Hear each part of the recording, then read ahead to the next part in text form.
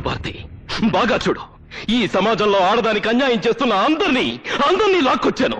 ఆకు రౌడీల నుంచి అధికారుల వరకు అందరినీ మున్సిపాలిటీ వాళ్ళు కుక్కల్ని పట్టుకుని లాక్కొచ్చాను. చూడు భారతి, బాగా చూడు. చూడు భారతి. గాంధీ, ఇది చాలా అన్యాయం. నీ భార్య చనిపోవడానికి కారణం వాళ్ళ 5. నీకు మేమేం చేసామని మమ్మల్ని ఇక్కడ తీసుకొచ్చావు? చూసావా భారతి, చూసావా వీడెంత పిచ్చి ప్రశ్న వేశాడో. వాడేం చేయలేదంట. కొత్త అమాయకుడు. ఎంత అమాయకుడు అంటే వాడి దగ్గరికి ఒంట్లో బాగోలేదని వచ్చే ఆడ పేషెంట్లకి మత్తు మందిచ్చి అనుభవించేంత అమాయకుడు. పాపం ఈ డాక్టర్లు కూడా అమాయకులే. 4 ఏళ్ల పిల్లని రేప్ చేసినా వీళ్ళకి తప్పు అనిపించదు, జాలనిపించదు. పైగా రేప్ చేసిన వాళ్ళకి మగతనం లేదని దొంగ సర్టిఫికెట్లు ఇస్తారు, డబ్బులు తీసుకుని. చూడు భారతి, చూడు. వీళ్ళందరూ పేరు మోసిన న్యాయవాదులు. ఇప్పటికీ వీడు 68 వరకట్నపు చావుల్ని వాదించాడు. ప్రతి కేసులోనూ భార్య గ్యాస్ లీక్ అయి చచ్చిపోయిందని, స్టవ్ పేలి కాలిపోయిందని ప్రూవ్ చేశాడే తప్ప భర్తలు కాల్చి చంపారని ఎప్పుడూ ప్రూవ్ చేయలేదు. అంత గొప్ప లాయరు వీడున్నాడే. వీడు 25 రేప్ కేసులు వాదించాడు. రేప్ చేసిన ఎవరికీ శిక్ష పడకుండా చేశాడు. అన్యాయం అంటూ ఏడ్చిన ఆడబడని గుచ్చి ప్రశ్నలేసి మరింత రేప్ చేశాడు. వీళ్ళు మహా గొప్ప లాయర్లు. రక్షించాల్సిన వాళ్ళని శిక్షిస్తారు, శిక్షించాల్సిన వాళ్ళని రక్షిస్తారు. కోర్టులో న్యాయదేవత మట్టి బొమ్మ అయిపోయింది కాబట్టి వదిలేశారు. లేకపోతే ఆమె కంటి మీద గుడ్డని కూడా మిగిల్చేవాళ్ళు కారు. అంత గొప్ప లాయర్లు.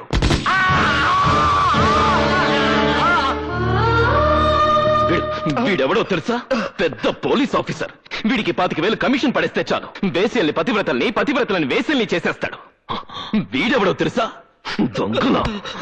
వీడి పెళ్ళాం మెడలో నెక్లెస్ చూడాలనుకుంటే ఒక లాకప్ డెత్ చేసేస్తాడు. వీడి కూతురికి పెళ్లి చేయాలనుకుంటే మరొకరి కూతురి రేప్ కేసుని మాఫీ చేసేస్తాడు. దీని చూసావా? ఆడది హాస్టల్ వార్డన్. దిక్కుమొక్కులైన ఆడపిల్లల్ని ట్రాప్ చేసి పెద్ద వాళ్ళ మందుపాటికి మంచిగా పంపిస్తుంది. దీని చూడు, ఇదుందే చాలా మంచిది. కూర్చోమంటే పడుకుంటుంది. వీళ్ళని చూడు. 10 ఏళ్ల పిల్లలు, పేద పిల్లలు అన్న కనికరం కూడా లేకుండా ఉద్యోగాలు ఇప్పిస్తామని నమ్మించి బలవంతంగా వ్యభిచారంలోకి దింపుతున్న పతివ్రతలు. సాటి స్త్రీ అన్న జాలి కూడా ఉండదు వీళ్ళకి. వీళ్ళని చూసావా? వీళ్ళందరూ గొప్ప కాలేజ్ స్టూడెంట్స్. కాలేజీకి వచ్చే ప్రతి అమ్మాయిని నీ కొలతలెంత, ఏ కంపెనీ బ్రా వాడతావని ర్యాగింగ్ చేస్తారు. వీళ్ళ చిత్రహింసలు భరించలేక 14 మంది అమ్మాయిలు ఆత్మహత్యలు చేసుకున్నారు.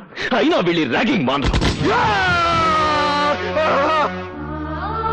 వీళ్ళున్నారే కట్నం కోసం పెళ్లాల రక్తాలు తాగే పిశాచాలు.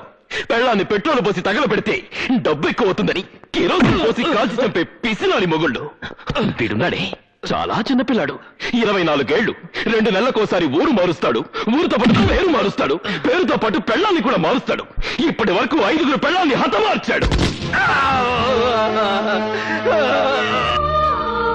వీళ్ళంతా బ్యూరోక్రాట్స్. ఉద్యోగం కోసం ఆడపిల్ల అప్లికేషన్ పెడితే చాలు చొంగ కార్ చేసుకుంటారు. భారతి, వీళ్ళందరూ లంచంగా ఆడవాళ్ళ దగ్గర డబ్బులు తీసుకోరు. మంచం మీదకొస్తే సరిపోతుందంటారు. పడుకుంటే పడుకోపోతే పనిష్మెంట్స్.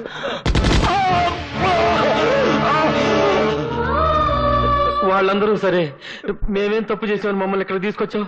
ఏమీ చెయ్యలేవు కూడా.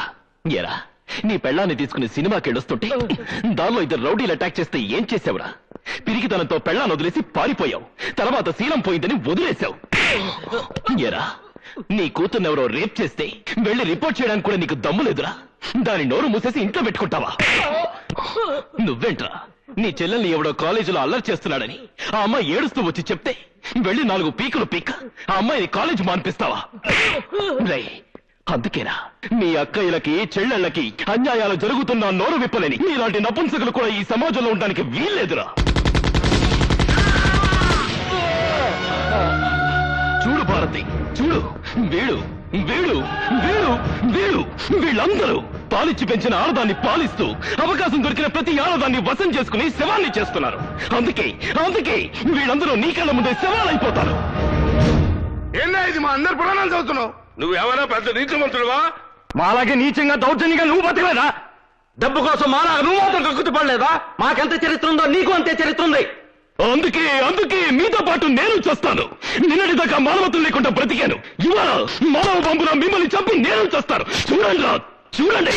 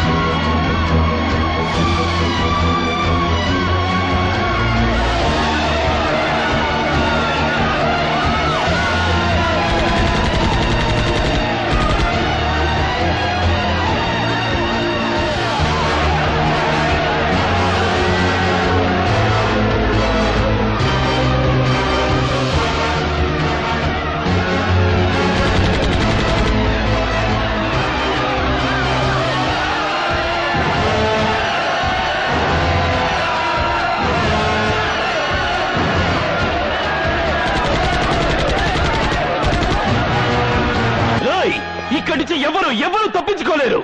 ఆగండి, ఆగండి, ఇక్కడి నుంచి ఎవరు తప్పించుకోలేరు. గాంధీ, గాంధీ, దయచేసి వాళ్ళు చంపొద్దు గాంధీ. గాంధీ, మేము చచ్చినంత మాత్రాన ఈ దేశం బాగుపడుతుందా? మళ్ళీ మా లాంటి వాళ్ళు పుట్టరా? పుట్టరు. మీ జాబు చూశాక పుట్టడానికి భయపడతారు. ఒకవేళ పుట్టినా వాళ్ళని చంపడానికి మళ్ళీ నాలాంటి వాళ్ళు పుడతారు. దయచేసి వాళ్ళు చంపొద్దు. కావాలంటే మా ఆస్తులు రాసిస్తాం. నీకేం కావాలని ఇస్తాం. ఏం కావాలన్నా ఇస్తారా? అయితే ఇవ్వండి. అర్ధరాత్రి ఒంటరిగా నగ్నంగా నడిచిన నా తల్లి శీలానికి సెక్యూరిటీ ఇవ్వండి. కోర్టు ఒడిలో నా తండ్రి చేతిలో చంపబడ్డ నా అక్క మానానికి రక్షణ ఇవ్వండి. నా కళ్ళు తెరిపించి నా కళ్ళ ముందే కళంక పట్టిద్దని చచ్చిపోయిన నా భారతికి ప్రాణం పొయ్యండిరా. ప్రాణం పొయ్యండి, ప్రాణం పొయ్యండి, ప్రాణం పొయ్యండి, ప్రాణం పొయ్యండి. అంటే మమ్మల్ని చంపి నువ్వు మహాత్ముడు అయిపోతావు అనుకుంటున్నావా? గాంధీ పేరు పెడుతున్న ప్రతివాడు గాంధీ అయిపోడు. అవును, నేను గాంధీని కాను. తను బతుకుతూ 10 మందిని బతికించమన్నాడా గాంధీ. తను చస్తూ 100 మందిని చంపుతున్నాడు ఈ గాంధీ. ఒక చెంప మీద కొడితే మరొక చెంప చూపించమన్నాడా గాంధీ. చెంప మీద కొడితే వాడి చెంటాలు ఒలిచేయమన్నాడు ఈ గాంధీ. చెడు చూడొద్దు, చెడు వినొద్దు, చెడు మాట్లాడొద్దు అన్నాడా గాంధీ. చెడు సహించొద్దు, చెడు భరించొద్దు, చెడు మిగల్చొద్దు అన్నాడు ఈ గాంధీ. ఇంతమందిని చంపడం అన్యాయం. కాదు, ఇదే న్యాయం. బతికున్న గాంధీని రక్షించుకోలేని ఈ జాతి ఆయన చనిపోయాక వీధికొక విగ్రహాన్ని పెట్టింది. చివరికి దాన్ని కూడా రక్షించుకోలేక విగ్రహానికో 2 పోలీసుల్ని ప్రొటెక్షన్ గా పెట్టాల్సిన కర్మ పట్టింది. అందుకే ఇప్పుడున్న ఈ దేశానికి అలాంటి మహాత్ముడు కాదు కావాల్సింది, అలాంటి పాపాత్ముడు. మన దేశానికి కావాల్సింది స్వాతంత్రం కాదురా, భయం. పైనెక్కడో కైలాసంలో త్రిశూలం పట్టుకుని శివుడు కూర్చున్నాడు అంటే మీరు భయపడరు. పాల సముద్రంలో సుదర్శన చక్రం పట్టుకుని విష్ణుమూర్తి పడుకున్నాడు అంటే మీరు పట్టించుకోరు. ఆ దేవుళ్ళు పైన కాదురా, మీ పక్కనే AK-47 పట్టుకుని తిరుగుతున్నారు అంటే మీకు బ్రతుకు మీద భయం పుడుతుంది, ప్రాణం మీద తీపి పుడుతుంది. ఇన్నాళ్ళు చనిపోయిన వాళ్ళకి బ్రతికున్న వాళ్ళు తలకొరివి పెట్టారు. కానీ ఇవాళ బ్రతికున్న మీ అందరికీ చనిపోయిన నా భారత్ తలకొరివి పెడుతుంది. ఇదిగో భారతి, వీళ్ళందరినీ నీ చేతులతో కసితీరా చంపు. తెగిపడ్డ వీళ్ళందరి తలకాయలు మొండాలు చూసి ఇలాంటి వాళ్ళు భయంతో వణికి చావాలి. ఆడవాళ్ళందరూ నిర్భయంగా తిరగాలి. ఇదిగో చంపు, చంపు భారతి.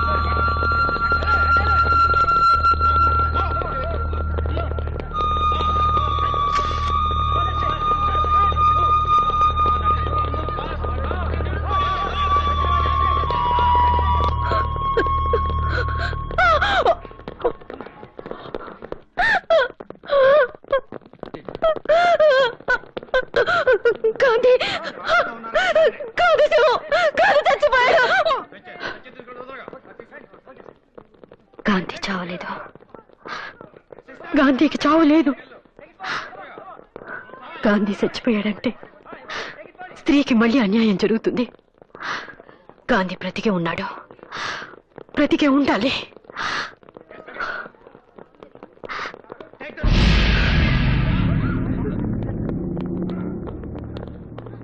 గాంధీ శవాన్ని గుర్తుపట్టారా? గుర్తుపట్టడానికి గాంధీ చచ్చిపోతేగా. అంటే రాత్రి తప్పించుకున్నాడు. తప్పించుకున్నాడా? ఎక్కడుంటాడు? ఎక్కడ అన్యాయం జరిగితే అక్కడ.